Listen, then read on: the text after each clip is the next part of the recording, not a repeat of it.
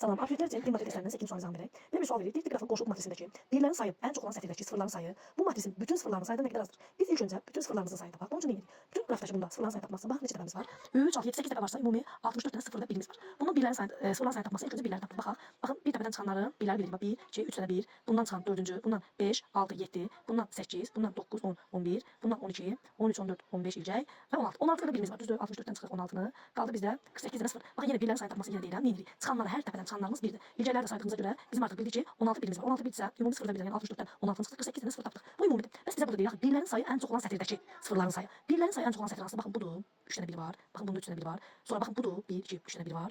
Budur. Bu yox, baxın budur. 1, 2, 3 dənə 1 var. Bu üçüncü də bu. Və budur. 1, 2, 3 dənə 1 var. Düzdür? Demək bizdə digərlərinə fikir versək, baxın bunda 1 var, bunda 1 var, burada 1 var. Ən çox bir olanımız baxın budur. 3, 1, 3 dənə 1, 3 dənə 1 bunda və 3 dənə 1. Baxın bunda var. Deyir birlərin sayı ən çox olan sətirdəki sıfırların sayı. Bundakı sıfırların sayını necə tapacaq? 8 dəfə varsa bunun üçün bizdə demək 5 sıfır bunda var, 5 sıfır bunda var, 5 sıfır bunda, 5 sıfır bunda var. Cəmi 20 sıfırda biz bunu tapdıq. Birlərin sayı ən çox olan sətirdəki sıfırların sayı 20 oldu. Və ümumi deyir sıfırların sayından birlərin sayında birlərin sayı çox olan sıfırların sayını tapın. 48-dən 20 çıxdıq, 28 dənə az oldu. Cavabımız olur E variantı.